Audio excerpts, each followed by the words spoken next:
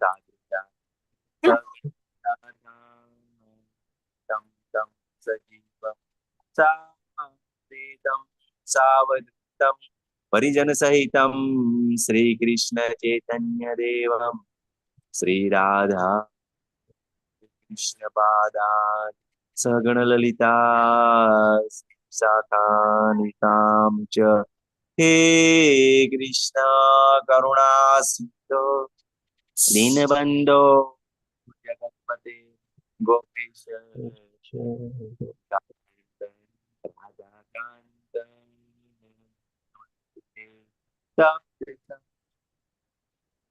गौरांगी श्रीराधे रामेश्वरी वृषभानु ते देवी प्रणमामि वाञ्छा कल्पतरुपश्च कृपा सिन्धु एव च पतितानां पावनेभ्यो वैष्णवेभ्यो नमो नमः। ॐ नमो विष्णुपदाय कृष्ण पृष्ठाय कृष्णपृष्ठाय भूतले श्रीमते भक्ति वेदांत श्रीमद्भक्तिवेदान्त स्वामी स्वामिनि नमस्ते सरस्वती सरस्वती देवे देवी गौरवाणी गौरवाणी प्रचारिणी निर्विशेष धन्यवाद पाश्चात देशतार जय श्री कृष्ण चैतन्य चैतन्य प्रभु नित्यानंद नित्यानंद श्री अद्वैत श्रीवासादि हरे कृष्ण कृष्ण हरे कृष्ण कृष्ण कृष्ण कृष्ण हरे हरे हरे हरे राम हरे हरे राम राम राम राम राम राम हरे हरे। अनंत कोटि वैष्णव वृंद की जय, शिला प्रभुपाद की जय, भगवद गीता की जय, श्री श्री राधे गोविंद की जय, श्री गुरुदेव की जय। हरे कृष्णा सर्व भक्तों ने। हरे कृष्ण कितने प्रभु हरे जी कृष्ण प्रभु जी। हरे कृष्ण। हरे कृष्ण सर्वे ने श्रील प्रभुपाद की हरे जय। कृष्ण हरे कृष्ण हरे कृष्ण। कृष्ण रमेश प्रभु जी, हरे कृष्ण अवनी माता जी, हरे कृष्ण रतिलाल प्रभु जी, हरे कृष्ण रेखा माता जी, हरे कृष्ण पायल माता जी, हरे कृष्ण हरे वैष्णव कृष्ण माता प्रभु जी, जी। हरे कृष्ण किरण माता जी, हरे कृष्ण प्रभु जी। हरे कृष्ण अष्टा माता जी, हरे कृष्ण अक्षय प्रभु जी, हरे कृष्ण ज्योति माता जी। આજે આપણે શરૂ કરશું શ્રીમદ ભગવદ ગીતાનો 5મો અધ્યાય, એનો પહેલો વિભાગ. ગઈકાલે આપણે ચોથો અધ્યાય કમ્પ્લીટ કરેલો અને આ 5મો અધ્યાય આમ જોવા જઈએ તો થોડોક નાનો છે, આપણે ફક્ત 29 શ્લોક છે આપણે. અને આ 5મા અધ્યાયનું નામ છે આપણે કર્મયોગ.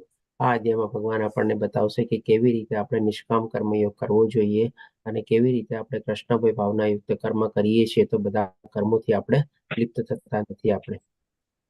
હવે પછી આ જોયું, આ અધ્યાય આપણે કહી શકીએ કે 6 વિભાગમાં આપણે વિભાજિત કરેલો છે અને એમાંથી આજે આપણે 3 વિભાગ લેશું, એટલે કે આપણે 1 થી 16 શ્લોક આજે કવર કરશું અને બાકીના આપણે 17 થી 29 એટલે કે 13 શ્લોક આપણે આવતીકાલે કવર કરશું. અને આજે આપણે આના સંદર્ભમાં આપણે શું બેક ટુ બેક આપણે બ્રિજ ક્લાસ છે, તો હોઈ શકે તો પ્રશ્નોત્તરી આપણે આજે અને કાલ માટે થોડી મુલતવી રાખશું. પછી જેમ કે 5મો અધ્યાય કમ્પ્લીટ થશે અને પરમ દિવસે જ્યારે આપણે 6થો અધ્યાય લેશું તો એના પ્રથમ વિભાગમાં આપણે 5મા અધ્યાય અને 6થા અધ્યાયના સંદર્ભમાં જે પ્રશ્ન હશે તો એ પણ આપણે લઈ લેશું. અને વિમલા માતાજી પ્લીઝ મને જરાક 5-1 મિનિટ પહેલા કહી દેજો ને, કે જેથી કરીને આપણે પછી 5 કે 7 મિનિટ પહેલા કે જેથી કરીને આપણે બ્રિજ ક્લાસમાં બી જોડાઈ શકીએ બધા, કે મને કદાચ 5-1 મિનિટનો બ્રેક જોશે. ધન્યવાદ વિમલા માતાજી. તો આગળ વધતા જોઈએ આપણે.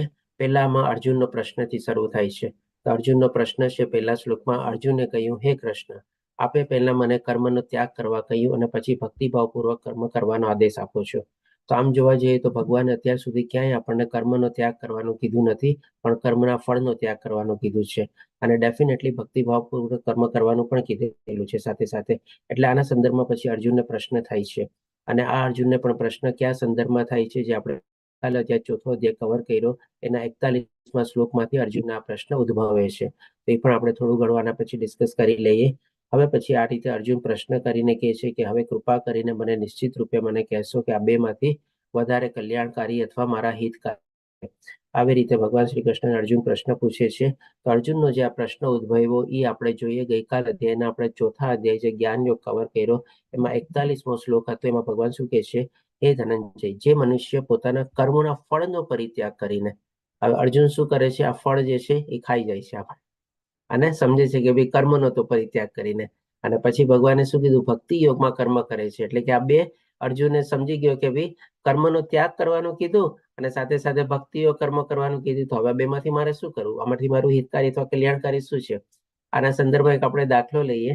જેમ કે માની લો વિદ્યાર્થી હોય ક્યારેક અને ક્લાસમાં જે આપણે ટીચરે હોમવર્ક આપેલું એને હોમવર્ક કરતા કંઈક ભૂલી ગયો હોય કે કાંઈ પણ રહી ગયું હોય, ત્યારે બીજે દિવસે સરને શું કહે, તમારે ટીચરને શું કહે, ના ના તમે તો હોમવર્ક આપ્યું જ નહોતું ને, કદાચ તમને યાદ નથી, તમે તો ખાલી આ ભણાવ્યું હતું બસ, પછી આપણે ક્લાસ પૂરો થઈ ગયો. એટલે કે ટીચરને પણ એ પ્રમાણે કહેતા હોય ને, તો એ અર્જુન પણ શું કરે છે, ફળ શબ્દ છે પોતે ખાઈ જાય છે અને ભગવાનને પૂછે છે કે ભાઈ તમે મને કર્મનો તો પરિત્યાગ કરવાનો કહો છો અને સાથે ભક્તિઓ કર્મ કરવાનો પણ કહો છો, તો હવે એમાંથી મારે શું કરવું. એકચ્યુઅલી અર્જુન ત્યારે ભગવાન દ્વારા યોગ માયામાં મુકાયેલો હતો અને અર્જુન પણ ભગવાન સાથે આપણે કહીએ ને કે થોડું ઘણું ભગવાનની એવી ઈચ્છા માટે પ્રવૃત્ત કરતો હતો કે ભાઈ આ યુદ્ધને આપણે ગમે તે રીતે ટાળવું જોઈએ. કારણ કે અર્જુનની ઈચ્છા શું હતી કે આ મહાયુદ્ધ અને ઘોર યુદ્ધ જે જવા થઈ જઈ રહ્યું છે એને આપણે કેવી રીતે એનાથી આપણે બચી શકીએ અથવા તો ટાળી શકીએ, કે જેથી કરીને આટલી બધી આપણે સંહાર ને બધું ન થાય. એટલે કે ત્રીજા અધ્યાયમાં પણ મોરોલેસ આવો જ પ્રશ્ન પૂછે છે અર્જુન. ત્યારે ભગવાન એને સ્વધર્મનું જ્ઞાન આપે છે, આત્મજ્ઞાન આપે છે, નિષ્કામ કર્મનું જ્ઞાન આપે છે. પછી જે ગુણા આપણે કહી શકીએ કે સ્થિત પ્રજ્ઞ માણસ છે એની વ્યાખ્યા શું છે, એના લક્ષણો શું છે, એ બધું જ્ઞાન ભગવાન એને ગીતા સારમાં આપણે બીજા અધ્યાયમાં આપી દે છે. એટલે કે ત્રીજા અધ્યાયના શરૂઆતમાં અર્જુનનો પ્રશ્ન એ જ હોય છે કે જો તમે બુદ્ધિ યોગને વધારે તો પછી મને તમે આ ઘોર યુદ્ધમાં શું કામે પ્રવૃત્ત કરો છો. એટલે આવી રીતે ભગવાન શ્રી કૃષ્ણ પછી આગળ કહે છે કે તમે આપણા જે દ્વિઅર્થી શબ્દો છે, એટલે કે એક તરફ એ આત્મજ્ઞાનની તુલના કરે છે અને બીજી તરફ આપણે પોતાના સ્વધર્મની કરે છે. એટલે કે છે કે આવા દ્વિઅર્થી શબ્દોથી મારી મતિ મૂંઝાઈ ગઈ છે, તો મને એમાંથી હિતકારી અને મારા કલ્યાણકારી હોય એ મને તમે સમજાવો. તો મોરોલેસ સિમિલર નેચર વાળો પ્રશ્ન અત્યારે અર્જુન ફરીથી અહીંયા પૂછે છે, બીજા શબ્દોમાં પૂછે છે અથવા થોડી ભાષા ચેન્જ કરીને કહે છે કે ભાઈ એક તરફ તમે મને કર્મનો પરિત્યાગ કરવાનો કહો છો અને બીજી તરફ તમે મને ભક્તિયુક્ત કર્મ કરવાનું કહો છો, તો આ બેમાંથી મારે શું કરવું. અને એ અર્જુન જે છે આ શ્લોકમાંથી કહી શકીએ કે શબ્દો પકડી લે છે અને જેના સંશયો દિવ્ય જ્ઞાન દ્વારા નષ્ટ થયા છે, જે ભગવાને કીધેલું હતું. દિવ્ય જ્ઞાન આપણે ગઈકાલે સમજ્યા કે ભાઈ આ જે આપણે આધ્યાત્મિક જ્ઞાન અને દિવ્ય જ્ઞાન આપણે પ્રાપ્ત કરીએ છીએ તો એ આપણને કેટલી રીતે મદદરૂપ થઈ શકે છે. એક આપણા શરીરને આપણે નૌકાના રૂપમાં આપણે પાર કરી શકીએ છીએ, આ ભવસાગરને પાર કરી શકીએ છીએ જ્ઞાન દ્વારા. બીજું આપણા અંદર આપણે અગ્નિ કરી શકીએ છીએ, સંયમની અગ્નિ પ્રજ્વલિત કરી શકીએ છીએ અને જેમ ભગવાને કીધું કે બધા કર્મફળને બાળીને ભસ્મ કરી દે છે. અને ત્રીજું ભગવાન દિવ્ય જ્ઞાનનો આપણને ફાયદો શું બતાવે છે, તો કે ભાઈ આપણે શસ્ત્ર તરીકેનો ઉપયોગ કરી શકીએ છીએ. શસ્ત્ર એટલે કે શેના માટે આપણે શેનો ઉપયોગ કરવાનો છે, તો કે આ ભૌતિક દુનિયાના મોહ માયા અને આકર્ષણ જે છે આપણે એને કાપવાના છે. ભગવાન ફરીથી આપણને 15મા અધ્યાયમાં પણ એ જ કહે છે કે વિરક્તિના શસ્ત્ર વડે આ બધી જગ્યા એટલે કે આ વૃક્ષને કાપવાનું છે અને એવા સ્થાનની શોધ કરવાની છે કે ત્યાં ગયા પછી આપણે પાછું આવવું નહીં પડે. એટલે કે આ રીતે 3 અલગ અલગ રીતે ભગવાન આપણને કમ્પેરિઝન આપીને ચોથા અધ્યાયમાં બતાવે છે કે આ દિવ્ય જ્ઞાન અથવા આધ્યાત્મિક જ્ઞાનને આપણે કેવી રીતે આપણે આપણા પોતાના માટે અથવા તો આપણા મનુષ્ય જીવનના ઉદ્દેશ પાર કરવા માટેનો ઉપયોગ કરી શકીએ છીએ અને એને સાધન બનાવી શકીએ છીએ અને શસ્ત્ર તરીકે પણ આપણે વાપરી શકીએ છીએ. એટલા માટે ભગવાન કહે છે કે સંશયો દ્વારા દિવ્ય જ્ઞાન દ્વારા નષ્ટ થઈ જાય છે. એટલે કે પછી મનમાં કોઈ જાતના કિંતુ પરંતુ ડાઉટ રહેતા નથી. અને આવી રીતે જ્યારે દિવ્ય જ્ઞાનમાં અવસ્થિત હોય ત્યારે ભગવાન કહે છે સ્વરૂપમાં સ્થિત છે. અને આગળ પણ ભગવાન કહે છે કે આમ તે કર્મ બંધન દ્વારા બંધાતો નથી. જો ભગવાને કર્મનો ત્યાગ કરવાનો કીધો હોય તો ભગવાને શું કામ કે ભાઈ કર્મ બંધનથી બંધાતો નથી. કર્મના ફળનો ત્યાગ કરવાનો કીધો હતો, અને જો આવી રીતે કર્મના ફળનો ત્યાગ કરીને નિષ્કામ ભાવે કર્મ કરીએ તો આપણને બંધન કરતા નથી. બાકી કર્મ છોડીને આપણે કહીએ ને કે ભાઈ આપણી ગતિ થવાની નથી, બધું કર્મ છોડી છાડીને ક્યાંક બીજે વયા જઈએ અને ફરીથી પછી આપણા મનમાં ઇન્દ્રિયોના બધા વિષયો ચાલુ જોઈએ અને ત્યાં જઈને ફરીથી પાછું કંઈક બીજું આપણે સંસાર માણીએ કે કોઈ બીજા કર્મમાં પ્રવૃત્ત થઈએ, એના દ્વારા આપણો ઉદ્ધાર નથી થવાનો.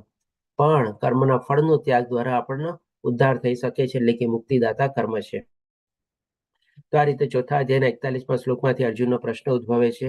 હવે એનો ભગવાન જવાબ આપે છે. તો બીજા શ્લોકમાં કહે છે, પુરુષોત્તમ પરમેશ્વરે ઉત્તર આપતા કહ્યું, મુક્તિ માટે તો કર્મનો ત્યાગ અને ભક્તિયુક્ત કર્મ બંને ઉત્તમ છે. આ ભગવાન શું કામે કહે છે? તો જો ગઈકાલે આપણે ચોથા અધ્યાયમાં 25 થી લઈને 33મા શ્લોકમાં આપણે 10 પ્રકારના ભગવાન આપણને યજ્ઞો બતાવે છે. અને 10 પ્રકારના જે યજ્ઞો હતા એમાં આપણે અષ્ટાંગ યોગ હતો, હઠ યોગ હતો, કઠોર તપસ્યા હતી, આ બધા યજ્ઞો આવી જાય છે તમારે. તો એ બધા યજ્ઞમાં એ લોકોએ શું કરવું પડે છે કે બધા કર્મોનો, એટલે કે ભૌતિક દુનિયાના બધા કર્મનો ત્યાગ કરી એવી એકાંત જગ્યાને એકાંત સ્થળમાં જવું પડે છે અને ત્યાં એવી સાધના અને તપસ્યામાં એ લોકો પ્રવૃત્ત થવું પડે છે કે જેથી કરીને એ લોકો શું છે, ભગવાનને હોઈ શકે થોડું ઘણું નિરાકાર, નિર્વિશેષ અને નિર્ગુણ રૂપમાં ભગવાનને પ્રાપ્ત કરવાની કોશિશ કરતા હોય છે, પણ આવી સાધના કરવી લોકો બહુ જરૂરી હોય છે. અને ભૌતિક દુનિયાના બધા કર્મોનો પરિત્યાગ કરવો પડે છે, ત્યારે જેને એટલી ઊંડી સાધનામાં અને તપસ્યામાં એ લોકો પ્રવૃત્ત થઈ શકે છે. એટલા માટે અહીંયા ભગવાન કહે છે કે મુક્તિ માટે તો કર્મનો ત્યાગ અને ભક્તિયુક્ત કર્મ બંને ઉત્તમ છે. તો 10 યજ્ઞમાં તમે જો ભગવાને આપણને આપણે કહીએ ને કે ભાઈ આપણા જે ગ્રહસ્થ જીવન વાળા છે અથવા તો જે સાંસારિક જીવન વાળા છે એના માટે પણ એક યજ્ઞ બતાવ્યો હતો. તો આપણે બધા અત્યારે સાંસારિક જીવન વાળા છીએ, બધા ગ્રહસ્થ જીવન વાળા છીએ અને બધાને સામાજિક જવાબદારીઓ છે, અલગ અલગ પ્રવૃત્તિઓમાં આપણે પ્રવૃત્ત થયેલા છે. તો આપણા માટે ભગવાન શું કહે છે કે ભાઈ ભક્તિયુક્ત કર્મ બંને ઉત્તમ છે. એટલે કે જો બંનેનું એન્ડ રિઝલ્ટ તો સેમ આવવાનું જ છે. આપણે જેમ ભગવાને ગઈકાલે પણ આપણને શું બતાવ્યું, અંતે તો બધો જ્ઞાન યજ્ઞ કર્મ જે છે એ શેમાં એન્ડ થવાનો છે? તો કે ભાઈ દિવ્ય આકાશ તરફ એની પ્રગતિ થાય છે અને દિવ્ય આધ્યાત્મિક જ્ઞાનમાં એન્ડ થાય છે. એટલે કે બધાનો અંત અથવા તો બધાનો છેડો તો ત્યાં જ મળે છે. જે પણ પ્રકારના આપણે યજ્ઞ કરતા હોઈએ એ બધામાં આપણે ભગવાન વિશેનું જ્ઞાન, ભગવાનને જાણવાના, ભગવાનને સમજવાના, એમાં તો પ્રવૃત્ત થવું જ પડે છે. અને અંતે આપણને દિવ્ય આકાશ તરફ પણ લઈ જાય છે. જે લોકો નિરાકાર નિર્વિશેષમાં હોય છે એ લોકોની ટાઈપની કહી શકીએ કે સાયુજ્ય મુક્તિ મળે છે, એટલે કે એમાં એ લોકો વિલીન થવાનો પોતાનો ઉદ્દેશ આગળ વધે છે, તો એને પણ મળે છે. પણ જે પ્રમાણે ભક્તિમાં જે પ્રવૃત્ત થયેલા હોય છે એ પોતાના સંસારમાં રહીને પણ કર્મ કરતા કરતા નિષ્કામ ભાવે કર્મ કરીને ભગવાનની સાથે ભક્તિ કરીને એ પણ આપણે દિવ્ય આકાશ તરફ આગળ વધે છે, અથવા તો કહી શકીએ કે ભગવાનના ધામ તરફ પોતે આગળ વધે છે. અને એને કઈ ટાઈપની મુક્તિ મળે છે? તો કે ભાઈ સારૂપ્ય મળી શકે, સાલોક્ય મળી શકે, પછી આપણે એને શાર્શિષ્ટ મળી શકે અથવા તો સામીપ્ય મળી શકે, કોઈ પણ પ્રકારની એની મુક્તિ મળી શકે.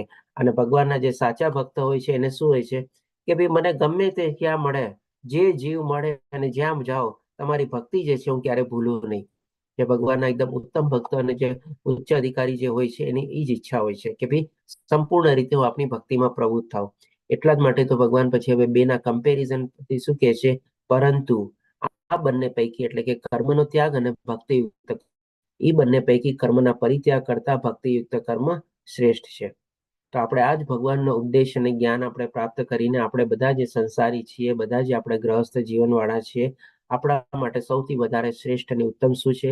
તો કે ભાઈ નિષ્કામ કર્મ કરવાનો અને સાથે સાથે ભગવાનની ભક્તિમાં આપણે પ્રવૃત્ત થવાનું. હવે પછી ભગવાન આગળ સમજાવતા એને કહે છે અને સંન્યાસની પરિભાષા બી આપે છે. તો ત્રીજા શ્લોકમાં કહે છે કે જે મનુષ્ય ન તો કર્મફળનો તિરસ્કાર કરે છે અને ન કર્મફળની ઈચ્છા રાખે છે. એટલે કે જો પેલા નિષ્કામ ભાવે રહીને કોઈ પણ કર્મમાં પ્રવૃત્ત થયો તો સૌથી સારું છે. હવે નિષ્કામ ભાવે થઈને પણ કર્મમાં પ્રવૃત્ત થાય છે તો ભગવાન કંઈક ને કંઈક ફળ તો આપે જ છે. ભગવાન રિટર્ન ગિફ્ટ આપે જ છે. એટલે જે ફળ મળે છે એને પણ એ પોતે ભગવાનની કૃપા સમજીને સ્વીકારે. માની લો ફળ મળે ત્યારે શું વિચારે, મેં તો આટલી મહેનત કરી, મને તો આટલું ફળ મળવું જોઈએ, આટલું ઓછું કેમ મળ્યું, મને તો આટલી જલ્દી મળવું જોઈએ, એની બદલે આટલું મોડું કેમ મળ્યું, મેં તો આવી રીતે વિચાર્યું હતું પણ આનાથી આ તો આખું વિપરીત થયું તમારે. તો આ બધી જો એની મનસ્થિતિ હોય કર્મફળ પ્રત્યે, તો એને એક રીતે કર્મફળનો તિરસ્કાર કર્યો કહેવાય. પણ જે પ્રમાણે પોતે પેલા નિષ્કામ ભાવે કર્મમાં કાર્ય પ્રવૃત્ત થાય છે અને પછી ભગવાન દ્વારા જેને ફળ આપવામાં આવે છે એ ફળને પણ ભગવાનની કૃપા સમજીને પોતે સ્વીકારી લે કે ના ભાઈ, જેવી ભગવાનની કૃપા હશે એ પ્રમાણે મને થયેલું છે, જેવા મારા કર્મ હશે, ભગવાનની જ્યારે ઈચ્છા હશે ત્યારે જ મને આપશે, જેટલું આપવાનું હશે એટલું જ આપશે, અને જેવી રીતે આપવાનું હશે એવી જ રીતે જે ભગવાને આપ્યું છે મારા માટે સારું જ છે. એટલે કે આવી રીતે જ્યારે પોતે સ્વીકારે છે તો એને કર્મફળનો તિરસ્કાર ન કર્યો કહેવાય. તો એના સંદર્ભમાં એને ભગવાન કહે છે તેને નિત્ય સંન્યાસી જાણવો જોઈએ. એટલે કે નિષ્કામ ભાવે કર્મ કરીને સાથે સાથે જે ફળ મળે છે એને ભગવાનની કૃપા સમજીને પ્રસાદ રૂપે ભગવાનનું સ્વીકારે છે, એના સંદર્ભમાં એને ભગવાન કહે છે કે નિત્ય સંન્યાસી. નિત્ય સંન્યાસી એટલે કે કન્ટિન્યુઅસ પોતે પોતાનું જીવન આવી રીતે જીવે છે. એમ નહીં કે બધું છોડી છાડીને જંગલમાં વયો ગયો અને ત્યાં જઈને પોતે અલગ કંઈક પ્રવૃત્તિઓમાં પ્રવૃત્તિ, એને સંન્યાસી ન કહેવાય. નિત્ય સંન્યાસી એટલે કે આ સંસારમાં રહીને પોતાની જવાબદારીઓ નિભાવીને પોતાના પરિવારજનો સાથે રહીને નિષ્કામ ભાવે કર્મ કરીને જે ફળ મળે પણ ભગવાનને અર્પિત કરીને અથવા તો પ્રસાદ રૂપે એને ગ્રહણ કરે છે, તો એને ભગવાન કહે છે નિત્ય સંન્યાસી છે. અને હે મહાબાહુ અર્જુન, આવો મનુષ્ય સર્વ દ્વંદ્વોથી, જે કે ત્યાં પ્રભુજી શું કહે છે? હરે કૃષ્ણ પ્રભુજી. જે ભગવદ ગીતાને શરણે નથી આવતા અને જે બધા સંન્યાસ લે છે, બરોબર, એમની પરિસ્થિતિ મોસ્ટ ઓફ પ્રભુજી આવી જ હોય છે, બરોબર, કેમ કે આ બાબતનું જ્ઞાન જ નથી હોતું પ્રભુજી. સાચી વાત છે આપની, બરાબર છે એકદમ. ઓકે, તો હવે એના સંદર્ભમાં ભગવાન આગળ કહે છે કે હે મહાબાહુ, આવો મનુષ્ય એટલે કે જે નિષ્કામ ભાવે કર્મ કરે છે અને સાથે ભગવાનની ભક્તિ કરે છે, આવો મનુષ્ય સર્વ દ્વંદ્વોથી રહિત. એટલે કે કયા જાતના દ્વંદ્વો? તો કે સુખ દુઃખ, સારું ખરાબ, વધારે ઓછું, આ બધા દ્વંદ્વોથી પોતે રહિત હોય છે અને ભૌતિક બંધનને સહજમાં પાર કરીને સંપૂર્ણપણે મુક્ત થઈ જાય છે. એટલે કે ભાઈ પોતે કાર્ય કરતા કરતા ભગવાનની ભક્તિ કરતા આ જે ભવસાગર છે પોતે પોતાનું જીવન જીવી રાખે છે અને અંતિમ જે ગતિ જે છે એ ભગવાનને પ્રાપ્ત કરે છે. આ રીતે ભગવાન અહીંયા આપણને નિત્ય સંન્યાસીની ડેફિનેશન પણ આપે છે અને એના સંદર્ભમાં એને શું ફળ પ્રાપ્ત થાય છે એ પણ ભગવાન આપણને અહીંયા બતાવે છે. હવે પછી ચોથા શ્લોકમાં ભગવાન કહે છે કે અજ્ઞાની મનુષ્ય જે ભક્તિમય સેવા કર્મયોગને ભૌતિક જગતના પૃથ્વ કારણમાં અભ્યાસ અથવા સાંખ્યથી ભિન્ન માને છે. એટલે કે જેની પાસે અલ્પ જ્ઞાન છે અથવા ઓછું જ્ઞાન છે અથવા અધૂરું જ્ઞાન છે અથવા તો અજ્ઞાની છે, તો એ લોકો શું સમજે છે કે આ ભક્તિ યોગ છે એ અલગ રસ્તો છે ભગવાનને પ્રાપ્ત કરવાનો, અને સાંખ્ય યોગ એટલે કે આપણે કહી શકીએ જે આત્મજ્ઞાન જે છે, અને જે લોકો થોડું ઘણું આપણે કહી શકીએ કે ભગવાનને નિરાકાર અને નિર્વિશેષ રૂપમાં ભગવાનને પ્રાપ્ત કરવાની કોશિશ કરે છે, એ બંને અલગ માર્ગ છે. એ લોકો શું સમજતા હોય કે ભગવાન નામની કોઈ ચીજ નથી, ભગવાન તો એક ખાલી ઉર્જા છે, શક્તિ છે અને પ્રકાશ છે અને નિરાકાર છે. અને આવી રીતે જે ભગવાનને એટલે કે પોતે આત્મા અને પરમાત્માનો વિશેનું જ્ઞાન ધરાવે છે, પણ એ શું સમજે છે? આત્મા નિરાકાર છે, પરમાત્મા નિરાકાર છે, પરમાત્માનું કોઈ અસ્તિત્વ નથી અને એ આવી રીતે ખાલી શક્તિ અને ઉર્જાના રૂપમાં જ છે. એટલે કે આવી રીતે જે લોકો એને પ્રાપ્ત કરવાના હોય છે એ લોકો બે અલગ અલગ રસ્તા સમજે છે. કોણ? તો કે જેને આવું અધૂરું જ્ઞાન, ખોટું જ્ઞાન અથવા તો અલ્પ જ્ઞાન હોય છે, ઓછું જ્ઞાન હોય છે. તમારે આના સંદર્ભમાં આપણે એક દાખલો લઈએ. માની લો એક વ્યક્તિ જે છે એને માની લો કલકત્તામાં છે અને એને નાગપુર જવું છે. હવે એક ટ્રેન જે છે એ માની લો તમારે કલકત્તાથી બોમ્બે જાય છે, તો વચ્ચેમાં નાગપુર સ્ટેશન આવે કે ન આવે? પણ એ વ્યક્તિ શું સમજે કે ના ભાઈ, આ ટ્રેન તો ખાલી મુંબઈ જાય છે અને આ બીજે નાગપુર જવા માટે બીજી ટ્રેન છે તમારે. એટલે કે એ આવી રીતે બે અલગ અલગ રસ્તા સમજે. નાગપુર જવા માટે આ ટ્રેન એપ્લાય મને નહીં થાય, પણ આ તો ટ્રેન તો ખાલી બોમ્બે જવા માટે જ એપ્લાય થશે, નાગપુર મારે જવું હોય તો મારે બીજી ટ્રેન પકડવી પડશે. એટલે કે આવી રીતે એ જે જ્ઞાન જે છે એનું અધૂરું જ્ઞાન છે. એના સંદર્ભમાં ભગવાન આપણને આગળ જે શું કહે છે કે જેઓ વાસ્તવમાં જ્ઞાની છે તેઓ કહે છે કે જે મનુષ્યમાંથી કોઈ એક માર્ગનું સારી રીતે અનુસરણ કરે છે તે બંનેનું ફળ પ્રાપ્ત કરે છે. એટલે કે એ વ્યક્તિ માની લ્યો એ બોમ્બે જાતી ટ્રેનમાં બેસી જાય તો વચ્ચે નાગપુર આવે કે ન આવે? તમારે આવે જ ડેફિનેટલી. અને એને માની લો બોમ્બે જવું હોય તો બી એમાં એને ફળ પ્રાપ્ત થઈ જાય, અને નાગપુર જવું હોય તો પણ એને ફળ પ્રાપ્ત થઈ જાય. એટલે કે એક જ ટ્રેનમાંથી એને બંનેનો થઈ જાય કે નહીં? એટલે કે કોઈ પણ એક માર્ગનું જો અનુસરણ કરે તો એને ઈ ફળ પ્રાપ્ત થઈ જાય છે. હવે જે લોકો આમાં નિરાકાર અને નિર્વિશેષ વાળા શું હોય છે, એ લોકો એ ટ્રેનમાં તો બેસી જાય, પોતાનું સ્ટેશન આવે ત્યાં નાગપુર ઉતરી જાય. એટલે કે ભગવાનની જે જ્યોતિ જે છે, બ્રહ્મ જ્યોતિ છે, એમાં ત્યાં ભગવાન એને ઉતારી દે કે ભાઈ બેટા તારું સ્ટેશન આવી ગયું છે તો અહીંયા ઉતરી જા. મારા જે પાછળ બધા બોગીમાં બધા ભક્તો બેઠા છે ને, એ ભક્તોને હું મારા ધામમાં લઈ જાઉં છું. તારા માટે અહીંયા યાત્રા તારી પૂરી થઈ ગઈ. એટલે જ ભગવાન કહે છે કે ભાઈ એને બંનેનું ફળ પ્રાપ્ત થાય છે. ક્યારે? તો કે ભાઈ આવી રીતે એક જ માર્ગમાં એક જ ટ્રેનમાં બેસી જાય, પણ જેનો ઉદ્દેશ અલગ હોય, એને નાગપુર સુધીની ટિકિટ કપાવેલી હોય તો ભગવાન એને નાગપુર ઉતારી દે, અને જેને બોમ્બે સુધીની ટિકિટ કપાવેલી હોય એને ભગવાન બોમ્બે લઈ જાય તમારે. એટલે કે આ રીતે ભગવાન અહીં આપણને બતાવે છે કે ભાઈ આપણે કેવી રીતે જ્ઞાન યોગ અને કર્મ યોગ આપણે બે અલગ અલગ રસ્તા નથી, પણ એક જ રસ્તા છે. બંનેમાં ભગવાન આપણને પ્રાપ્તિ થાય છે, પણ જે ભક્તિ યોગ છે એને સંપૂર્ણ રીતે ભગવાનના ધામમાં પહોંચવાનો સુવિધા પ્રાપ્ત થાય છે. જે જ્ઞાન યોગ એટલે કે પરમાત્મા રૂપમાં ભગવાનને પ્રાપ્ત કરવાની કોશિશ કરે છે, એ આપણે કહી શકીએ કે એની અધૂરું ઓછું જ્ઞાન છે તમારે. હવે ભગવાન આપણને 5મા શ્લોકમાં બતાવે છે, એટલે કે જે મનુષ્ય જાણે છે કે પૃથ્વી અધ્યયન સાંખ્ય દ્વારા જે સ્થાન પ્રાપ્ત થાય છે તે જ ભક્તિ દ્વારા પણ પ્રાપ્ત કરી શકાય છે. અને તેથી જે મનુષ્ય સાંખ્ય યોગ અને ભક્તિ યોગની એક સમાન ભૂમિકા પર રહેલા જુએ છે, તે જ વસ્તુને યથાર્થ રૂપે જુએ છે. આ ચીજ આપણે ઓલરેડી ડિસ્કસ કરી તમારે. એ જ ભગવાન અહીંયા આપણને સ્પષ્ટ રીતે સમજાવે છે.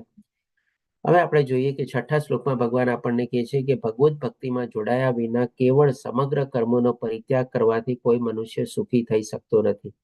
એટલે કે કેવળ મનુષ્ય કોઈ ધારે કે ભાઈ ચાલો ભૌતિક દુનિયાના બધા કાર્યો છોડી દો અને આવી રીતે સંન્યાસ લઈ લો, એક જગ્યાએ વયો જાઓ અને ત્યાં ખાલી ભગવાનનું નામ લઉં અને ચિંતન કરું અને સ્મરણ કરું, તો ભગવાન કહે છે કે એને સંપૂર્ણતા પ્રાપ્ત થતી નથી અને સાથે સુખી બી થતો નથી. શું કામે કહે છે કે ભાઈ ત્યાં જઈને જેના મનમાં બધું ચિંતન તો ચાલવાનું છે. આપણે ફરીથી અર્જુનનું જ એક્ઝામ્પલ લઈએ. એ જો યુદ્ધ ભૂમિ છોડીને વયો ગયો હોત તો શું એના મનમાં જે કોઈ પણ જગ્યાએ જાત અને ભગવાનનું ધ્યાન ધરવાનું પોતે કોશિશ કરત, તો એનું મન શું એને આપણે પરમિશન આપત? એના મનમાં શું બીજા બધા વિચારો ન આવત કે ભાઈ કુરુક્ષેત્રની યુદ્ધ ભૂમિ પર શું થયું હશે, કોણ લડ્યું હશે, કોની સામે લડ્યું હશે, કોણે કેવી રીતે સામનો કર્યો હશે, ગુરુ દ્રોણાચાર્ય અને ભીષ્મ પિતામહના આ બધા વિચારો એના મનમાં ન આવે? અને જો મનમાં આવા બધા વિચારો આવતા હોય, ચિંતન ચાલતું હોય, તો ક્યાંથી ભગવાન પ્રત્યે મન એકાગ્ર કરી શકે? એટલે કે ભગવાન અહીંયા એ જ બતાવે છે કે ભાઈ ભગવત ભક્તિ એટલે કે ભગવાનની ભક્તિ તો આપણે ડેફિનેટલી કરવી જ પડે છે. ખાલી આપણે કર્મોનો પરિત્યાગ કરવાથી આપણને સુખ અને શાંતિ મળી શકતી નથી. ભગવાન મળવાની તો વાત આપણે કહી શકીએ કે બહુ જ દૂર રહી તમારે. એટલા માટે કહે છે કે પરંતુ ભક્તિમય સેવામાં પરોવાયેલો વિચારશીલ મનુષ્ય પરમેશ્વરને તરત જ પ્રાપ્ત કરે છે. જેમ ભગવાન આપણને બતાવ્યું, નિષ્કામ ભાવે કર્મ કરીએ અને આપણે કર્મફળનો ત્યાગ પણ ન કરીએ, આ કર્મફળનો આપણે ત્યાગ કરીને આપણે તિરસ્કાર પણ ન કરીએ, જે આપણને ફળ મળે, તો એના સંદર્ભમાં ભગવાન આપણને આગલા શ્લોકોમાં શું બતાવ્યું કે તરત જ આ ભવસાગરને પાર કરી જાય છે અને પરમેશ્વરને પ્રાપ્ત કરે છે. તો એ જ ભગવાન અહીંયા આપણને એમ જોવો તો ફરીથી બતાવે છે કે નિષ્કામ કર્મ કરવાનો છે, સાથે સાથે આપણે ભગવાનની ભક્તિ પણ એમાં જોડવાની છે. એટલે કે સોનામાં જેમ સુગંધ મળે એવી રીતે આપણે ભગવાનની ભક્તિ પણમાં જો આપણે પ્રવૃત્ત થઈએ તો જ આપણને ડેફિનેટલી સુખી થઈ શકીએ છીએ. કારણ કે આ અધ્યાયમાં ભગવાન છે ને આપણને સુખ અને શાંતિ એ બંનેની આપણને બહુ સરસ મજાની ફોર્મ્યુલા આપે છે. 5મા અધ્યાયના છેલ્લા શ્લોકમાં ભગવાન આપણને શાંતિની ફોર્મ્યુલા આપે છે અને વચ્ચે આપણને અલગ અલગ જગ્યાએ આપણને ભગવાન કેવી રીતે સુખ મળે, કારણ કે આપણે આખા જીવન દરમિયાન સુખ અને શાંતિ આ બે માટે જ કેટલા વલખા મારીએ છીએ. તો સાચું સુખ અને સાચી શાંતિ ક્યાં મળે છે એ ભગવાન આપણને આ અધ્યાયમાં બતાવે છે. તો સાચું સુખ ક્યારે મળે?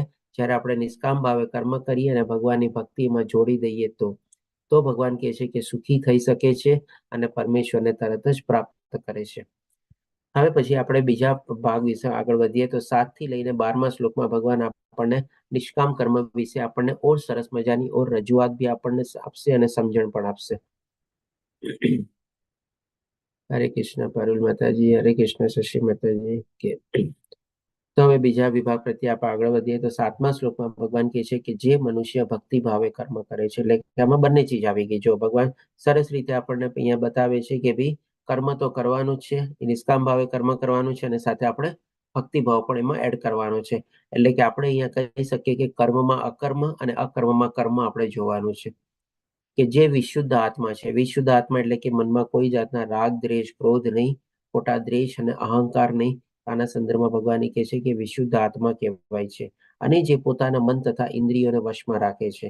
મન અને ઇન્દ્રિયોને વશમાં રાખવાનો મતલબ શું કે ભાઈ આપણી અંદર જે બધી ઈચ્છાઓ જાગૃત થાય છે એના ઉપર આપણે કાબુ મેળવવાનો અને સંયમ મેળવવાનો. તો આપણે કહી શકીએ કે આપણે એને વશમાં રાખેલા છે અને તે સૌને પ્રિય હોય છે અને બધા જીવો તેને પ્રિય હોય છે. એટલે કે આવી રીતે જો આપણે આપણું જીવન જીવતા હોઈએ તો આપણે ડેફિનેટલી બધાને ગમીએ છીએ અને બધા લોકો આપણને પણ ગમે છે. આપણને તો ઘણીવાર બધા લોકો ગમતા થઈ જ જાય. માની લ્યો જ્યારે આવી રીતે આધ્યાત્મિક અને દિવ્ય જ્ઞાનમાં આપણે જ્યારે પોતે પ્રસ્થાપિત થઈએ, કારણ કે ભગવાન આપણને સમજાવે છે કે બધામાં આપણે એક જ આત્માના દર્શન કરવાના છે. પણ અહીંયા બેસ્ટ રિઝલ્ટ આપણને બીજું શું મળે છે કે ભાઈ તે સૌને પ્રિય હોય છે. આપણે પણ જે છે બધા લોકોને ગમવા માંડીએ છીએ. આજે લોકો કેટલા બધા આના સંદર્ભમાં અલગ અલગ મોટિવેશનલ ક્લાસીસ ભરતા હોય છે, અલગ અલગ પુસ્તકો વાંચતા હોય છે કે ભાઈ કેવી રીતે સામેવાળાના દિલમાં આપણે વસી જવું, સામેવાળાના પ્રિય બનવું અને સામેવાળાને આપણે ગમવા લાગવું. તો આ બધું ચીજનો રસ્તો પણ અહીંયા ભગવાન આપણને બતાવી દે છે કે ભાઈ આપણે આવી રીતે આપણું જો નિષ્કામ ભાવે કર્મ કરતા રહીએ અને કોઈના પ્રત્યે કોઈ રાગ દ્વેષ ન રાખીએ અને કોઈના પ્રત્યે કોઈ આપણે દ્વંદ બી ન રાખીએ તો ઓટોમેટિકલી બધાને આપણે ગમતા થઈ જઈએ છીએ. આપણે કઈ બીજી વધારે મહેનત કરવાની જરૂર નથી, કારણ કે આપણે બધામાં શું છે ભગવાનના અંશ તરીકે જોઈએ છીએ. એટલે કે આપણો જે સમત્વ ભાવ કેળવાઈ જાય છે તો લોકો પણ આપણને ચાહવા માંડે છે અથવા ગમવા માંડે છે. અને કે છે એવો મનુષ્ય હંમેશા કાર્યરત રહેતો હોવા છતાં કદાપી લિપ્ત થતો નથી. કેવી રીતે લિપ્ત થતો નથી અને શેનાથી લિપ્ત થતો નથી એ પણ ભગવાન આપણને બતાવે છે. તો આ રીતે આના સંદર્ભમાં ભગવાન આપણને બતાવે છે કે કન્ટિન્યુઅસલી આપણે કાર્ય તો કરવાનું છે, કર્મ કરવાનું છે, પણ કેવી રીતે તો કેવી ભક્તિ ભાવે કર્મ કરવાનું છે. એટલે કે ભગવાન માટે કર્મ કરીએ છીએ, ભગવાન થકી કર્મ કરીએ છીએ અને ભગવાન દ્વારા જ કર્મ કરીએ છીએ. આવો ભાવના આપણી અંદર લાવવાનો છે. પછી હવે 8મા અને 9મા શ્લોકમાં ભગવાન આપણને બતાવે છે કે આવી દિવ્ય ભાવનામાં રહેલો મનુષ્ય જોતો. કેવી દિવ્ય ભાવના? તો કે ભાઈ જે કાંઈ પણ હું કર્મમાં પ્રવૃત્ત છું, ફળની કોઈ આશા નથી અને ભગવાન દ્વારા જ આ બધા હું કર્મમાં પ્રવૃત્ત થયેલો છું. ભગવાન જ મને પ્રેરણા આપે છે અને ભગવાન થકી જ હું આ બધું કાર્યમાં પ્રવૃત્ત થયેલો છું અને બધા પ્રત્યે સમત્વ ભાવ રાખે છે.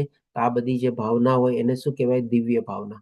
એટલે કે દિવ્ય ભાવનામાં રહેલો મનુષ્ય જોતો, સાંભળતો, સ્પર્શ કરતો, સૂંઘતો, ખાતો, ચાલતો, સૂતો તથા શ્વાસ લેતો હોવા છતાં પોતાના અંતરમાં હંમેશા જાણતો હોય છે કે હકીકતમાં તે પોતે કશું કરતો જ નથી. બોલતા, ત્યાગ કરતા, ગ્રહણ કરતા કે આંખો ખોલતા તથા મીચતા પણ તે સદા જાણતો હોય છે કે માત્ર ભૌતિક ઇન્દ્રિયો જ પોતપોતાના વિષયોમાં પરોવાયેલી રહે છે અને પોતે આ સર્વથી અલિપ્ત રહે છે. તમારે તો અહીંયા જો ભગવાન જે માણસ આવી રીતે આવી દિવ્ય ભાવનામાં જે કાર્ય કરતો હોય એના સંદર્ભમાં એ બતાવે છે કે એ માણસ શું છે આ બધી ક્રિયાઓ કરતો હોય, ઉઠતો હોય, બેસતો હોય, ખાતો હોય, સૂતો હોય, શ્વાસ લેતો હોય, બધું કરતો હોય તમારે. અને આ બધી જે ક્રિયા એનાથી થતી હોય તમારે એના સંદર્ભમાં એ શું સમજે છે કે ભાઈ આ બધી ભૌતિક ઇન્દ્રિયો પોતપોતાના કાર્યમાં પ્રવૃત્ત થયેલી છે, પણ પોતે આવી દિવ્ય અવસ્થામાં રહેલો એ પોતે જાણતો હોય છે કે ભાઈ અલ્ટિમેટલી હું તો કંઈ કરતો જ નથી. તમારે આ બધું શેના દ્વારા થયેલું છે? તો કે ત્રિગુણી માયા દ્વારા બધું થયેલું છે. અને બધી આવી રીતે દિવ્ય ભાવનામાં એ સમજે છે કે ભાઈ બધું ભગવાન દ્વારા જ બધું કરાવી રહેલો છું આપણે. એટલે કે આ રીતે એ પોતે સર્વથી અલિપ્ત રહે છે. શેનાથી અલિપ્ત રહે છે? તો એ ભગવાન હવે આપણને 10મા શ્લોકમાં એક કમળપત્રની એક્ઝામ્પલ આપીને સરસ રીતે સમજાવે છે કે બધા પાપ કર્મોથી આપણે અલિપ્ત રહીએ છીએ. કારણ કે આ બધા કાર્ય કરવામાં તમે જુઓ, જાણતા અજાણતા હોઈ શકે આપણાથી કંઈક ને કંઈક પાપ થઈ જ જાય, પણ આપણે શું છે એવી દિવ્ય ભાવનામાં જે પ્રમાણે ભગવાને કીધેલું આપણે પોતાને પ્રસ્થાપિત કરી દઈએ કે ભાઈ આ બધું જે થાય છે એની પાછળનું કારણ આ બધી જે ઇન્દ્રિયો છે અને ભૌતિક પ્રકૃતિ છે એ જ પ્રમાણે પોતપોતાનું કાર્ય કરી રહી છે. અને આપણે પોતે આત્મા સાથે જોડાયેલા હોઈએ તો આ જાણતા અજાણતા પણ જે કાંઈ પણ પાપ કર્મ થઈ ગયા હોય એનાથી આપણે અલિપ્ત રહીએ છીએ. તો એ ભગવાન સરસ મજાની કમ્પેરિઝન આપીને કહે છે કે જે મનુષ્ય કર્મફળ પરમેશ્વરને સમર્પિત કરીને, એટલે કે આપણને કંઈક ને કંઈક ફળ તો મળવાના છે, જે પ્રમાણે આપણા રોજિંદા કાર્યમાં અને બધામાં પ્રવૃત્ત થયેલા હોઈએ એ ફળ પણ આપણે શું ભગવાનને અર્પિત કરીને આપણે પ્રસાદના રૂપે ગ્રહણ કરીએ અને આસક્તિ રહિત થઈને પોતાનું કર્તવ્ય કર્મ કરે છે. આસક્તિ રહિત એટલે કે કર્મફળની આશા નથી રાખેલી આપણે, કે કોઈ પર્ટિક્યુલર ઉદ્દેશથી લઈને કર્મમાં આપણે પ્રવૃત્ત નથી થતા, એનું ચિંતન કરીને પ્રવૃત્ત નથી થતા કે મને આ કર્મ કરવાથી આ મળવું જોઈએ, આટલો ફાયદો થવો જોઈએ, આવી રીતે બધું મળવું જોઈએ. એવી રીતે કોઈ આપણે ફળની આશા રાખ્યા વગર આપણે આપણું જે નિયત કર્તવ્ય કર્મ છે, નિત્ય કર્મ છે એમાં આપણે પોતે પ્રવૃત્ત થઈએ છીએ. તો તે જેમ કમળપત્ર જળથી અસ્પૃશ્ય રહે છે તેમ પાપ કર્મથી અલિપ્ત રહે છે. એટલે કે પછી જાણતા અજાણતા પણ જો કોઈ પાપ કર્મથી આપણાથી પ્રવૃત્ત થઈ જઈએ એમાં, તો એનાથી પણ આપણને બંધાતા નથી આપણે કહી શકીએ. પહેલા તો એ કર્મ જ આપણને બાંધતા નથી, કારણ કે આપણે નિષ્કામ ભાવથી કર્મમાં પ્રવૃત્ત થયેલા છે અને નિષ્કામ ભાવથી કર્મમાં પ્રવૃત્ત થયેલા હોવા છતાં પણ જાણતા અજાણતા જો કોઈ પાપ કર્મથી આપણાથી થઈ જાય તમારે, તો એનાથી પણ આપણે બંધાતા નથી, અથવા તો એનાથી પણ આપણે અલિપ્ત રહીએ છીએ. જેમ અહીંયા કમળનું પુષ્પ હોય ને, એનું કેવું સિલ્કી આપણે પંખડી હોય, આપણે એક સરસ મજાનું આપણે કે એક જાતનું નેચરલ કોટિંગ હોય એના ઉપર, કે એ કાદવમાં રહેલો હોવા છતાં પણ આપણે જ્યારે એમાંથી લઈએ ત્યારે કાદવ પણ સાથે ન આવે, અને મારી લો એની પંખડી ઉપર કોઈક આવી રીતે પાણી હોય તો પણ જેમ આપણે સિલ્કી એમાં ટાઈપની એની પંખડી હોય, કેવું પાણી સરકી જાય તમારે, અને એ પણ એના ઉપર ચોટી ન શકે પાણી તમારે. તો આવી રીતે કોઈ પણ પાપ કર્મો આપણને અડી બી નથી શકતા, અને અડી બી ગયા હોય તો આપણાથી આવી રીતે જેમ કમળપત્રની ઉપર પાણી સરકી જાય એવી રીતે બધા પાપ કર્મો આપણાથી દૂર થઈ જાય છે. હવે પછી ભગવાન આપણને 11મા શ્લોકમાં બતાવે છે કે આવી રીતે આ ભાવનામાં રહીને, આવી દિવ્ય ભાવનામાં રહીને કોઈ માણસ કર્મ શું કામે કરે તમારે. માની લો આપણે નિષ્કામ ભાવે કર્મમાં પ્રવૃત્ત થયા, જે ફળ મળે એ પણ ભગવાનને આપણે અર્પિત કરી દેવાનું, અને ક્યારેક આપણી ઈચ્છા પ્રમાણે પણ આપણે મળ્યું ન મળ્યું તો પણ આપણે કઈ એનો તિરસ્કાર નથી કરવાનો, આપણે એને સ્વીકારવાનું છે. તો આવી ભાવનામાં કોઈ વ્યક્તિ કર્મ શું કામે કરે. તો એના માટે પણ અહીંયા ભગવાન આપણને કારણ આપે છે કે યોગીજનો અનાસક્ત થઈને શરીર, મન, બુદ્ધિ, ઇન્દ્રિય દ્વારા પણ કેવળ આત્મશુદ્ધિના હેતુ માટે કર્મ કરે છે. એટલે કે આ એક જાતનું આપણે કહીએ ને કે મોટિવેશન જેવું છે. જેમ આપણે સવારના પૂરમાં ક્યારેક ઉઠીએ તો આપણે ક્યારેક કેટલા એનર્જેટિક લાગીએ છીએ, કેટલા ફ્રેશ લાગીએ છીએ, અને ક્યારેક આપણને સવારના પૂરમાં ઉઠીને જરાક આમ આળસ આવે ને, આજે જરાક ઠીક નથી લાગતું, આજે મોસમ જરાક આવું છે, પર્ટિક્યુલરલી હમણાં જયારે વરસાદની મોસમ શરૂ થાય ને, તમે જોજો અચૂક સવારે ઉઠીએ ને આવું જરૂર ડલ વાતાવરણ દેખાય, વરસાદ ને બધું આવતું હોય, આજે ઈચ્છા નથી જવું, ચાલ આજે ઓફિસે નથી જવું, ના પાડતું તબિયત ખરાબ છે. એટલે કે આપણને ક્યારેક આપણને બહુ એનર્જેટિક અને એન્થુઝિયાસ્ટિક ફીલ કરીએ, અને ક્યારેક આવી રીતે ડલ અથવા આપણને કે ભી લાગે કે આળસ આવે તમારે. તો જે યોગીજનો હોય છે એના માટે તો આમ જુઓ તો તમે કોઈ અનાસક્ત થઈને પોતે કર્મમાં પ્રવૃત્ત થયેલા હોય છે, એને તો કોઈની ફળની ઈચ્છા બી નથી હોતી, તો એ લોકો પણ કર્મ શું કામે કરે છે, અને પાછા કેવી રીતે કર્મ કરે છે એ પણ અહીંયા ભગવાન બતાવે છે. એ લોકો કર્મ શું કામે કરે છે, તો કે ભાઈ પોતાના આત્મશુદ્ધિના હેતુ માટે. તો આ છે ને એક જાતની સરસ મજાની ક્લિન્ઝિંગ પ્રોસેસ છે. આપણે જેમ કે આપણે મોટિવેશનના સંદર્ભમાં આપણે જાણીએ, જેમ આપણે કન્ટિન્યુઅસલી આપણી પોતાની જાતને ચાર્જઅપ રાખવા પડે, પોતાની જાતને પ્રેરણાદાયી અથવા મોટિવેટેડ રાખવા પડે. નહીં તો શું છે, એ લિફ્ટના જેવું છે, ક્યારેક લિફ્ટ ઉપર જાય, ક્યારેક લિફ્ટ નીચે આવે, તો ક્યારેક આપણને એનર્જેટિક ફીલ થઈએ અને ક્યારેક આપણને આળસ આવી જાય અથવા ડલ ફીલ કરીએ. એટલે કે હંમેશા આપણી પોતાની જાતને આપણે ચાર્જઅપ રાખવા પડે. જેમ આપણે મોબાઈલને કેમ જરાક ઓછો ચાર્જ હોય તરત કેવો ચાર્જમાં મૂકી દઈએ છીએ, તો આપણે પણ આ જે આત્મશુદ્ધિની જે પ્રક્રિયા છે એ કન્ટિન્યુઅસલી આપણે એમાં પ્રવૃત્ત થવું પડે. કારણ કે જરાક જો આપણે એમાં ઢીલા પડશું તો આ ત્રિગુણી માયા તો એવી છે ને કે આપણા ઉપર તરત ને તરત પ્રભાવિત થવાની છે. એટલે કે આત્મશુદ્ધિના સંદર્ભ માટે આપણે કન્ટિન્યુઅસલી આવી રીતે કાર્યમાં પ્રવૃત્ત થવું જ જોઈએ. અને એ કાર્ય પણ કેવી રીતે કરવાનું, તો કે આપણું 100% શરીરથી કાંઈ જો એફર્ટ આપવાના હોય, શારીરિક મહેનત કરવાની તો એ કરવાની, મનથી કોઈ કાર્યમાં પ્રવૃત્ત થવાનું હોય તો મન લગાડીને કાર્ય કરવાનું. કેમ કે કોઈ વિદ્યાર્થી હોય વાંચવામાં જો મન ન લગાડે અને ખાલી એમને વાંચી જાય તો એમને કેટલું યાદ રહે, કાંઈ યાદ ન રહે ને. પણ આપણે કહીએ ને ઘણી વાર, તું મન લગાડીને નથી વાંચતો એટલે તને યાદ નથી રહેતું. એટલે કે કોઈ પણ કાર્યમાં પણ આપણે મન લગાડીને જો કરવાનું હોય તો મન લગાડીને કાર્ય કરવાનું. આપણી બુદ્ધિ એપ્લાય કરવાની હોય તો આપણે બુદ્ધિ બી એપ્લાય કરવાની. તમારે ઘણા કાર્યો એવા હોય કે જેમાં એ લોકો બુદ્ધિનું કામ હોય, શારીરિક મહેનત ન હોય, તો આવી રીતે પોતાની બુદ્ધિમાંથી કંઈક ને કંઈક એનું સોલ્યુશન ગોતવાનું હોય. આવી રીતે પોતાની બુદ્ધિઓ લગાડવાની, અને ઇન્દ્રિયો એટલે કે ભાઈ આપણી કર્મેન્દ્રિયો અને જ્ઞાનેન્દ્રિયોને આપણે એમાં પ્રવૃત્ત કરીને 100% આપણું એટલે કે તન, મન, બુદ્ધિ અને ઇન્દ્રિયો બધું આપણે એમાં લગાડીને એ કાર્ય કરવા જોઈએ. અને હેતુ પણ ભગવાને બતાવી દીધો કે ભાઈ આવી રીતે આત્મશુદ્ધિના માટે, એટલે કે કેવી રીતે કરવું જોઈએ એ પણ બતાવ્યું, અને શું કામે કરે છે એ પણ આપણને બતાવ્યું. હવે પછી ભગવાન આપણને 12મા શ્લોકમાં કહે છે કે ભક્તિમાં સ્થિર થયેલો મનુષ્ય પરમ શાંતિ પામે છે. મેં કીધું ને, આ અધ્યાયમાં ભગવાન આપણને સુખ અને શાંતિ બંનેના રસ્તા બતાવે છે. તો પહેલા આપણને સુખનો રસ્તો બતાવી દીધો કે ક્યારે આપણે સુખ પ્રાપ્ત કરીએ છીએ, અને હવે શાંતિ પણ ક્યારે મળે છે એ પણ ભગવાન આપણને બતાવે છે. અને 29મા શ્લોકમાં, છેલ્લા શ્લોકમાં આપણને એક સરસ રીતે એક પેકેજ તરીકે આપશે, અને એક બંડલ તરીકે આપશે કે આ 3 ચીજ જો આપણે પામી લઈએ તો પણ આપણને શાંતિ મળી શકે છે, જેને આપણે પીસ ફોર્મ્યુલાના શ્લોક તરીકે સમજીએ છીએ. પણ એના પહેલા પણ ભગવાન જે આપણને બતાવે છે તો એ આપણે જોઈએ. તો આવી રીતે ભગવાન કહે છે કે ભક્તિમાં સ્થિર થયેલો મનુષ્ય પરમ શાંતિ પામે છે. પહેલા ભગવાને આપણને શું કીધું? આવી રીતે ભક્તિયુક્ત કર્મમાં પ્રવૃત્ત થયેલો મનુષ્ય સુખ પામે છે અને બધાને પ્રિય થાય છે અને બધા એને પણ પ્રિય હોય છે. એ આપણને બતાવ્યું. હવે એ જ ભગવાન આપણને અહીંયા બતાવે છે કે આવી રીતે ભક્તિમાં સ્થિર મળે. કેવી રીતે ભક્તિમાં સ્થિર થયેલો? તો કે ભાઈ બધા કાર્યોમાં પોતે પ્રવૃત્ત થાય છે. એનો હેતુ શું? તો કે ભાઈ આત્મશુદ્ધિને માટે. અને કેવી રીતે પ્રવૃત્ત થાય છે? તો કે પોતાના શરીર, મન, બુદ્ધિ અને ઇન્દ્રિયો દ્વારા પોતે પ્રવૃત્ત થાય છે.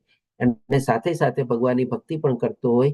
તો એ સંદર્ભમાં ભગવાન હવે આપણને બતાવે છે કે જો આવી રીતે પોતે કાર્ય કરતો હોય, એની પાછળનો હેતુ પણ શું હોય પોતે જાણતો હોય, અને એવા દિવ્ય જ્ઞાનમાં પોતે પ્રસ્થાપિત થયેલો હોય, સાથે ભગવાનની ભક્તિમાં પણ પોતે સ્થિર થયેલો હોય, તો કે છે કે મનુષ્ય પરમ શાંતિ પામે છે.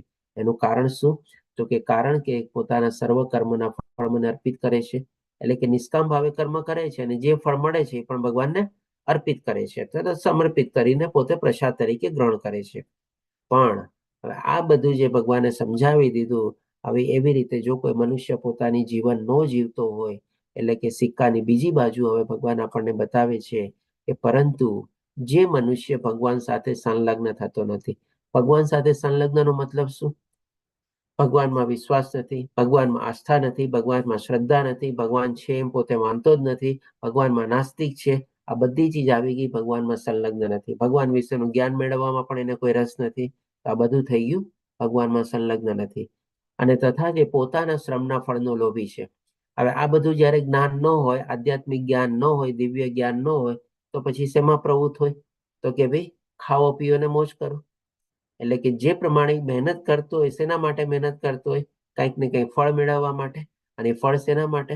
તો કે ભાઈ પોતાના સુખ માટે, પોતાની ઇન્દ્રિય સુખ માટે અને પોતાના શરીર સુખ માટે. એટલે કે આવી રીતે મહેનત કરીને જો મહેનતી પણ કરે છે તમારે, પણ શું છે? એ ફળનો ભોગી છે અથવા તો લોભી છે. કારણ કે એને ફળ મેળવવાની કંઈકની ઈચ્છા પ્રાપ્ત કરવા માટે એમાં પોતે પ્રવૃત્ત થાય છે તમારે. તો એના સંદર્ભમાં ભગવાન કહે છે કે તે બદ્ધ થઈ જાય છે. બદ્ધ એટલે કે શું? ઓલરેડી અત્યારે તો બદ્ધ છે જ, અને ઇવન આગલા જન્મમાં પણ એ બદ્ધ જ થવાનો છે. એટલે કે બદ્ધ એટલે કે બંધાવાનો જ છે. શેમાંથી બંધાવાનો છે? તો કે જન્મ, મૃત્યુ, જરા, વ્યાધિ. ફરીને ફરીથી એનો જન્મ થવાનો જ છે. ભગવાનના ધામ સુધી પહોંચવાનું નથી.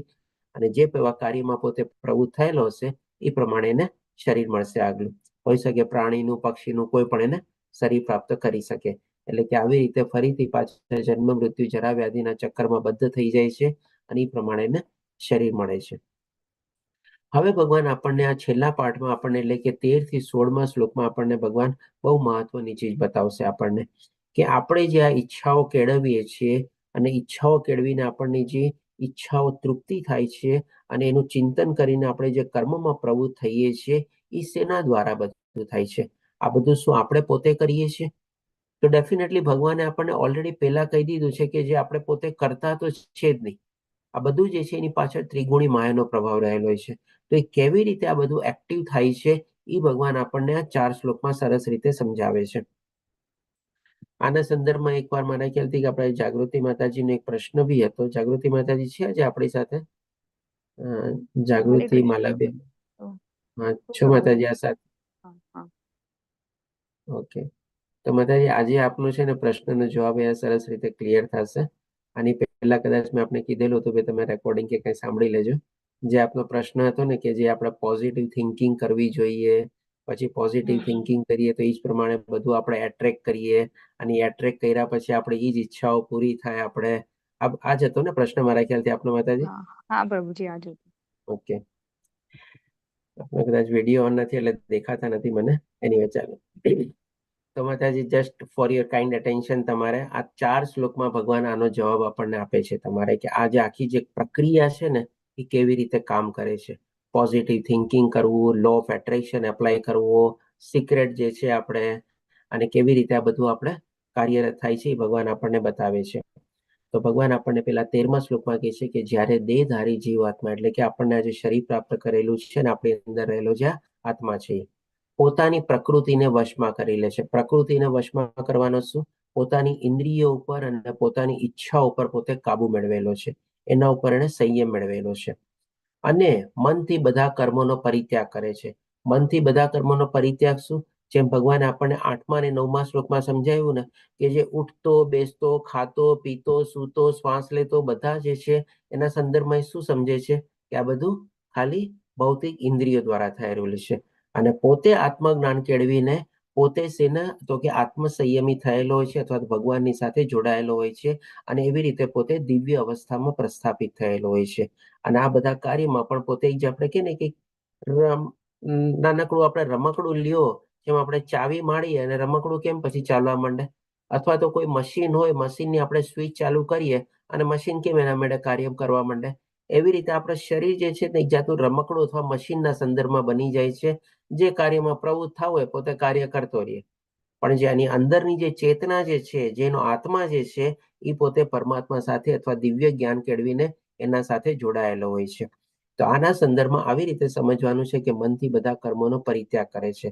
કર્મોનો પરિત્યાગ એટલે એમ નહીં કે બધા ભૌતિક કાર્યો છોડી દે છે. એ ઉઠતો બેસતો ખાતો પીતો બધું જ કરતો હોય છે. ત્યારે તે 9 દ્વાર વાળા નગર એટલે કે આ ભૌતિક શરીરમાં કશું કર્યા કે કરાવ્યા વગર સુખપૂર્વક રહે છે. એટલે કે એ સમજી જાય છે કે આ બધું શેના દ્વારા થયેલું છે અને એની પાછળનું કારણ શું છે અને કોણ કરાવી રહ્યું છે. એ બધું આ ત્રણેય ચીજ જ્યારે સમજી જાય છે ત્યારે પોતે આવી રીતે બધા કાર્યોમાં કહે ને કે ભાઈ એકદમ ન્યુટ્રલ ભાવનાથી બધા કાર્યોમાં પોતે પ્રવૃત્ત થતો હોય છે. હવે આ જે 3 કારણ છે કે કોણ કરાવી રહ્યું છે, કેવી રીતે કરાવી રહ્યું છે અને શું થઈ રહ્યું છે, એ હવે કેવી રીતે ભગવાન આપણને સમજાવે છે એ જોઈએ. અહીંયા હવે જે છે આપણે જાગૃતિ માતાજીનો પ્રશ્ન આપણે ક્લિયર થશે તમારે. તો 14મા શ્લોકમાં ભગવાન કહે છે કે શરીર રૂપી નગરનો સ્વામી એવો દેહધારી જીવ આત્મા, એટલે કે ભાઈ આપણે આ શરીરના માલિક છીએ.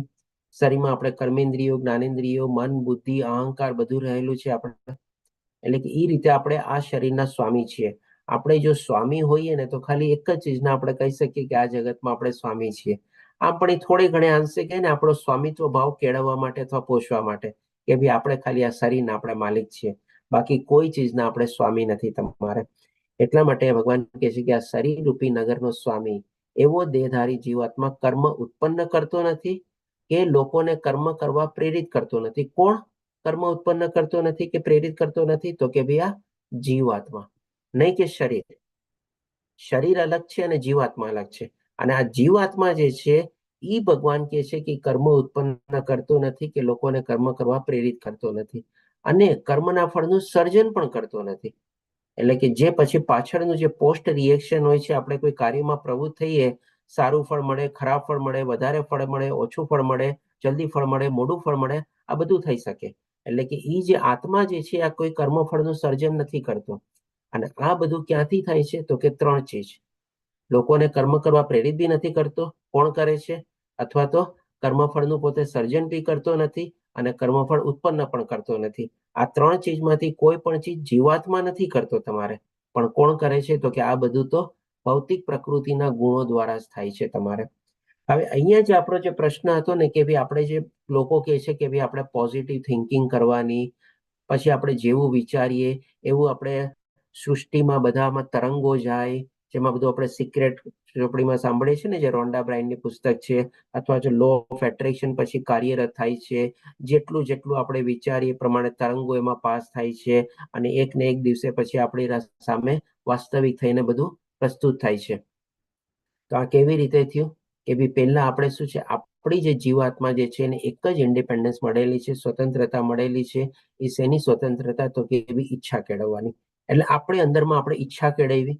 હવે આપણે મનની અંદરમાં ઈચ્છા થઈ, હવે બુદ્ધિ દ્વારા આપણે એનું ચિંતન કરીએ છીએ. એટલે કે ભાઈ એનું મનોમંથન કરીએ છીએ કે ના આ ચીજ મારે લેવી છે, આ ચીજ મને ગમે છે.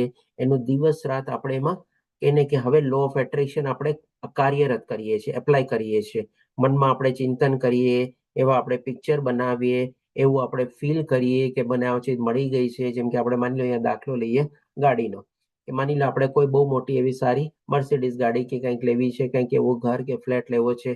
એટલે આપણે ડ્રીમ કરીએ, મનમાં ઈચ્છા કરીએ, પછી દિવસ રાત એના પ્રત્યે આપણે વિચાર કરીએ, ચિંતન કરીએ, મારો ગાડી આવી હશે, મારો ફ્લેટ આવો હશે, રૂમ આવો હશે, ફર્નિચર આવું હશે, કિચન આવું હશે, બાલ્કની આવું હશે, બધું એનું ડીપ ચિંતન કરીએ આપણે.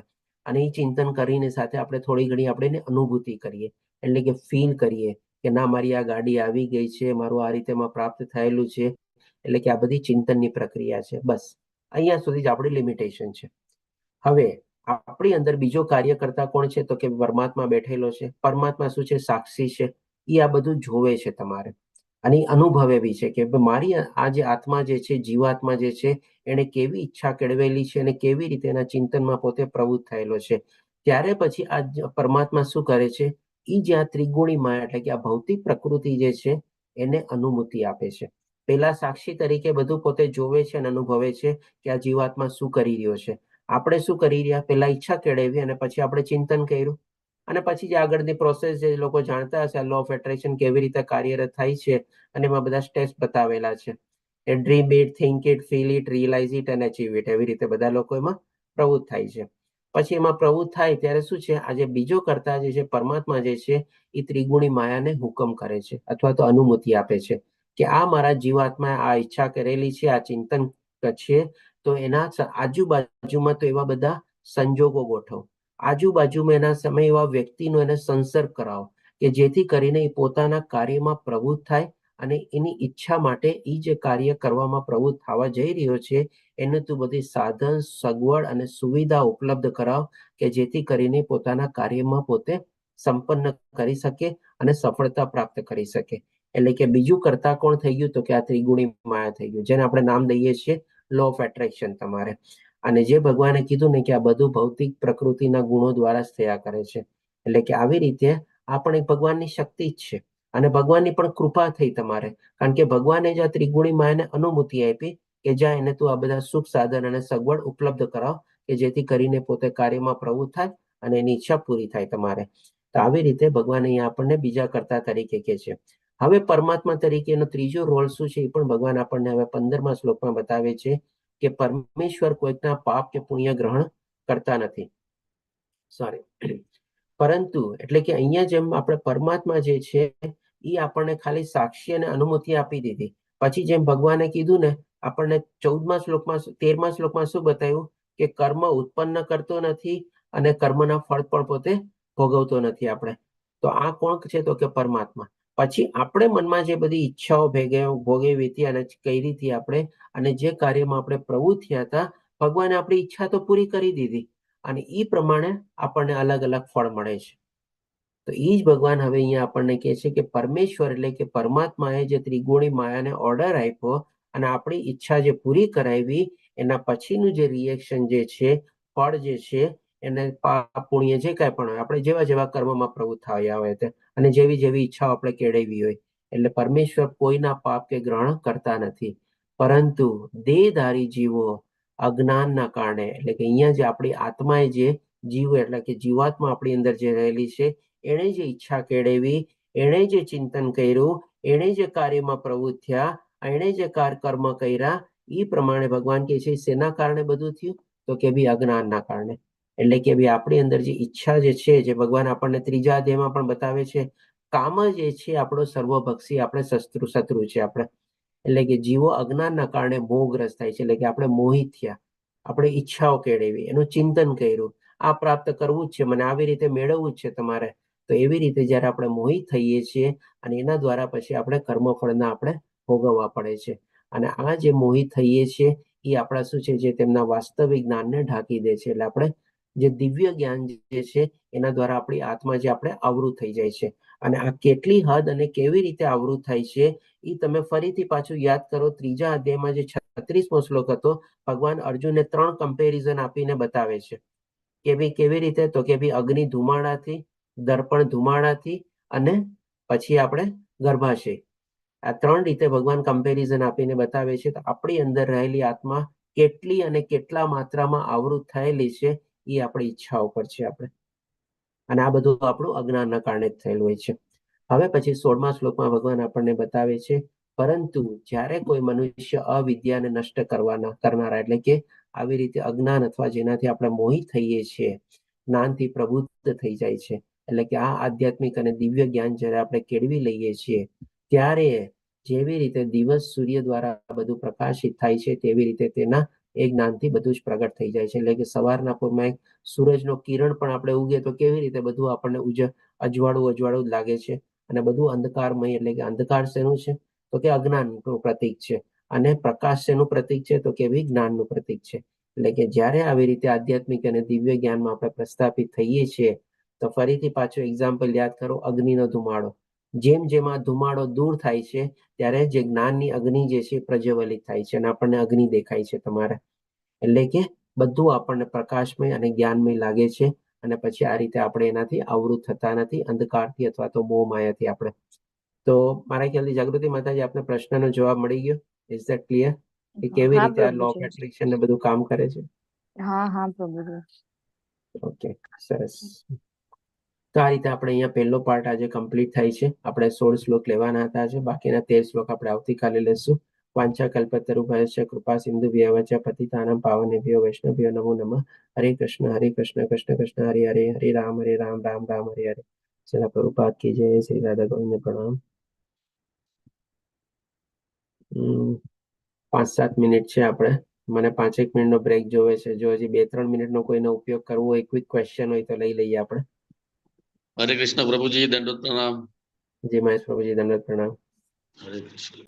હરે કૃષ્ણ. જી જાગૃતિ માતાજી, આપનો હેન્ડ રાઈઝ છે.